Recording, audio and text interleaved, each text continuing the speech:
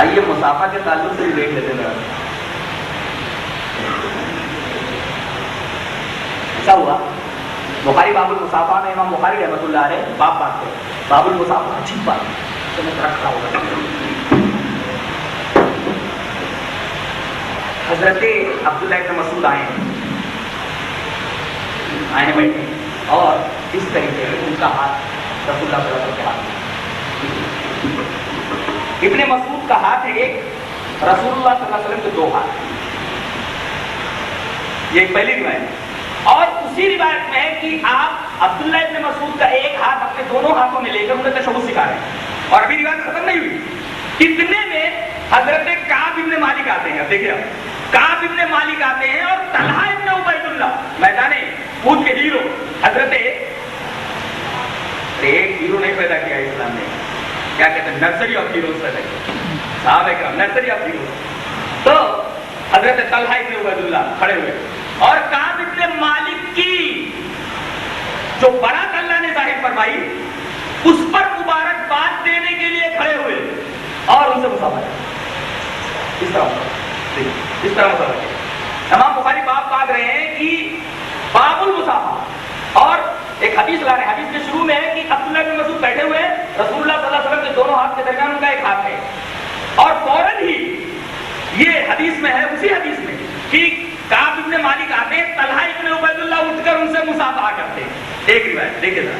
دوسری روایت حضرت قتادہ فرماتے ہیں حضرت انس سے کہ کیا رسول اللہ صلی اللہ علیہ وسلم کے زمانے میں مصافحہ ہوتا تھا؟ حضرت انس فرما رہے ہیں یس, ہاں. یہ دوسری روایت مصافحہ کے تعلق سے.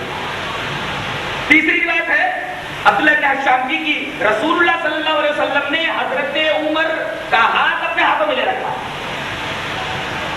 باب المصافحہ ختم ہو گیا باب المصافحہ. اب امام بخاری باب پڑھ رہے ہیں باب الاخذ بالیدین, مصافحہ نہیں, باب الاخذ بالیدین, دونوں ہاتھوں کے پکڑنے کا باب. اور کون سی روایت لا رہے معلوم ہے؟ وہی عبداللہ بن مسعود کے تشہد والی روایت. یہی بات ہے.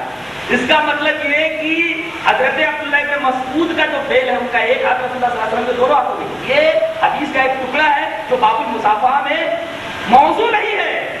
اس کو باب الاخذ بالیدین میں لائے کہ ایک ہاتھ سے اگر کوئی مصافحہ کرتا ہے تو وہ مصافحہ ہے, اس کو باب المصافحہ میں لائے. اور عبداللہ ابن مسعود کا ہاتھ جو رسول کے ہاتھ میں ہے وہ مصافحہ نہیں ہے, اس حدیث کو باب الاخذ بالیدین میں لا رہے ہیں کہ مصافحہ ایک ہاتھ سے ہے لیکن دونوں ہاتھوں کا, کسی ایک آدمی کا ہاتھ پکڑنا یہ کسی دوسرے مقصد کے لیے جائز ہے, جیسے تشہد سکھانے کے لیے, کسی کی توجہ مبذول کرانے کے لیے. اور حماد ابن زید کا عمل پیش کیا ہے باب میں کہ حماد ابن زید نے دونوں ہاتھ سے مصافحہ کیا عبداللہ ابن مبارک سے. گویا حضرت امام بخاری اس حدیث تشہد کو لا کر کے یہ بتلانا چاہتے ہیں کہ حماد ابن زید کا یہ فعل چاروں حدیثوں کے خلاف ہے, لہذا حماد ابن زید تابعی کا یہ فعل رسول اللہ صلی اللہ علیہ وسلم کے ان احادیث کے مقابلے میں بالکل کالعدم ٹھہرتا ہے, ان کی اس بات کو نہیں لیا جائے گا. حماد ابن زید کا دو ہاتھوں سے عبداللہ ابن مبارک سے مصافحہ کرنا بہت غلط ہے. اصل میں کیا ہے, حضرت امام بخاری جب باب پڑھتے ہیں تو مقاصد تراجم ابواب بخاری کو نہیں جانتا. اب جو فقہ پڑھے گا وہ حدیث کہتے ہیں. ارے حدیث میں اشتغال کرو تو سمجھ میں آئے کہ حدیث دانی کسے بولتے ہیں. امام بخاری جب بات پڑھتے ہیں تو باب کے کئی مقاصد ہوتے ہیں. میں نے ایک کتاب لکھی ہے مقاصد و تراجم ابواب البخاری. امام بخاری رحمۃ اللہ علیہ نے جو ابواب قائم کیے ہیں, تراجم ابواب, ان کے مقاصد کیا ہیں؟ ان مقاصد میں سے ایک مقصد یہ ہے جب کسی آدمی کے, کسی بڑے آدمی کے فعل کو رد کرنا چاہتے ہیں تو حضرت الامام اسے باب میں لاتے ہیں اور اس کے خلاف حدیث نقل کرتے ہیں تاکہ یہ معلوم ہو جائے کہ یہ باب میں جس آدمی کا فعل ہے اس حدیث کے خلاف ہے, لہذا اس پر عمل نہیں ہوگا. کسی کو حنفیہ سمجھ نہیں سکے اور انہوں نے سمجھ لیا کہ امام بخاری کہہ رہے ہیں کہ حماد ابن زید نے دو ہاتھوں سے مصافحہ کیا, مارے گھٹنا ٹوٹے آنکھ جسر, یہ ہے, اس کو حدیث دانی کہتے ہیں. جی ہاں, اور وہ بھی عبداللہ ابن مسعود والی روایت پر بھی اگر عمل کریں تو عبداللہ ابن مسعود کی روایت پر اگر عمل کریں گے تو وہاں تو 3 ہی ہاتھ کا مصافحہ ہے, تو 4 ہاتھ کا مصافحہ. وہاں حضرت عبداللہ ابن مسعود کا ایک ہاتھ ہے, رسول اللہ صلی اللہ علیہ وسلم کے 2 ہاتھ ہوتے ہیں. اچھا فقہ کی کتاب دیکھ لیجیے. ابن عابدین نے تو مسئلہ حل کر دیا. ابن عابدین شامی بہت بڑا آدمی ہے, حنفی ہے. علامہ ابن عابدین شامی حنفی کا قول ہے. کہاں؟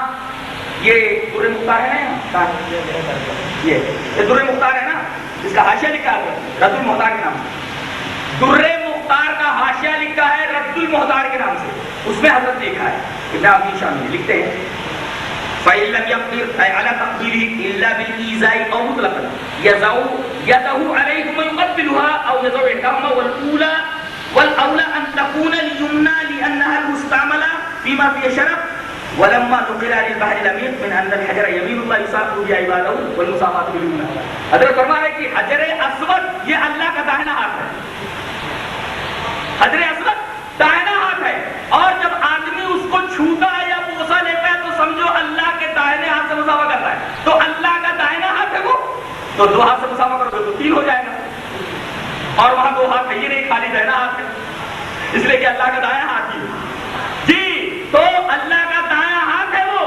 اب آدمی اگر مسافہ کرے گا تو ایک ہی طریقہ ہے، کیا ایک ہاتھ ملا تو مسافہ ہوگا، ورنہ مسافہ ہوگا ہی نہیں، اس لیے کہ یمنا کو یمنا سے ملانا یہاں صاف ہے. اللہ تبارک و تعالیٰ اپنے اسی داہنے ہاتھ سے اپنے بندے سے مسافہ کرتا ہے. تو کہتے ہیں وہ مسافہ تو بالکل تو مسافہ داہنے ہاتھ سے ہونا چاہیے. فیصلہ کر دیا اس حنفی عالم نے فیصلہ کر دیا کہ مسافہ داہنے ہاتھ سے ہونا چاہیے. اچھا ایک نقطہ نکالا اس میں انہوں نے. نقطہ کیا نکالا انہوں نے؟ نقطہ یہ نکالا کہ ید جب بولا جاتا ہے، ہینڈ جب بولا جاتا ہے تو ہاتھ مراد ہوتا ہے. دو بھی ہو سکتا ہے، تین بھی ہو سکتا ہے، چار بھی ہو سکتا ہے. ٹھیک ہے، مانتے ہیں کہ ید بولا جائے، اگر ید مینس ہاتھ ہیں، ید جب بولا جاتا ہے تو جنس مراد ہوتی ہے، ہاتھ ایک یا دو. لیکن اگر کوئی قرینہ صارفہ موجود ہو، قرینہ صارفہ کوئی قرینہ موجود ہو تو ایک ہی ہاتھ متعین ہوتا ہے. وہ قرینہ موجود ہے حدیث میں، دیکھیے یہ عبید اللہ بن مسلم کہتے روایت اس طرح ہے، وان عبید اللہ بن مسلم رضی اللہ تعالیٰ عنہ قال ترون یدی ہذہ، میرا یہ ہاتھ دیکھ رہے ہو. اب بتائیے کہا جائے کہ ہینڈ ہاتھ، تو آپ کہہ سکتے ہیں ایک ہاتھ بھی مراد ہو سکتا ہے، دو ہاتھ. لیکن کوئی کہ دس ہینڈ، یہ ہاتھ، تو آپ دونوں ہاتھ سمجھیں گے کہ جب کوئی دس ہینڈ بولے گا تب آپ سمجھیں گے کہ کئی ہاتھ. اگر کوئی بولے دس ہینڈ، دس یہ، تو یہ سے مراد چیز متعین ہو جاتی ہے. آپ بولے دس یہ، تو چیز متعین ہو جاتی ہے، اشارے سے چیز متعین ہوتی ہے. یہاں یہ ترون یدی ہذہ، میرا یہ ہاتھ دیکھ رہے ہو. اگر وہاں دونوں ہاتھ مراد ہوتے تو عربی کا یہ کہا جاتا ہے ترون یدی ہاتین، میرے یہ دونوں ہاتھ دیکھ رہے ہو، ہاتین لانا چاہیے وہاں. یہ عربی کا اصول ہے. اسی وجہ سے میں نے موصوف سے پوچھا تھا کہ آپ کو عربی آتی ہے، آپ کو عربی آتی ہے، وہی میں نے پوچھا تھا. اس لیے کہ بغیر عربی جانے ہوئے حدیثوں کے اندر گہرائی اور گہرائی نہیں پیدا ہو سکتی. یہاں کہا جا رہا ہے ترون یدی ہذہ، تم لوگ میرا یہ ہاتھ دیکھ رہے ہو. صافحت بیا رسول اللہ صلی اللہ علیہ وسلم، اسی ہاتھ سے میں نے رسول اللہ صلی اللہ علیہ وسلم سے مصافحہ کیا. بتائیے یہاں تو ہاتھی کے ذریعے متعین ہو گیا ایک ہاتھ. ید اگر ہوتا تو ہم کہتے تھے ہاتھ دونوں ہاتھ مراد ہے، جنس ہے. لیکن ہاتھی سے چیز متعین ہو گئی. قیامت تک کوئی آدمی اس کی دوسری تعبیر کر ہی نہیں سکتا ہے، اس لیے کہ ہاتھی نے سارا مسئلہ ختم کر دیا.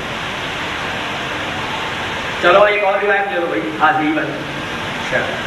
یہ تو حضرت انس بن مالک سے، حضرت انس بن مالک فرماتے ہیں انس بن مالک رضی اللہ تعالیٰ عنہ صافہ تو بے کفی ہاتھی، کب کہتے ہیں ہتھیلی کو بے کفی ہاتھی، یہ بھی مؤنث ہے. اس لیے کہ عربی میں جو چیزیں ڈبل ہے بدن میں وہ سب مؤنث استعمال ہوتی ہے. پیر ڈبل ہے لہذا مؤنث، رجل ہینڈ یہ ڈبل ہے لہذا وہ بھی مؤنث ہے.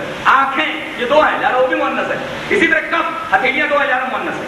تو صافاتوں کے کفی ہاتھی، میں نے اس ہتھیلی سے مضافہ کیا. دیکھیے یہاں قرینہ صارفہ موجود ہے، ہاتھی، اس ہاتھ سے میں نے مضافہ کیا. یہ حدیث بھی بتا رہی ہے کہ ایک ہی ہاتھ سے مضافہ ہونا چاہیے.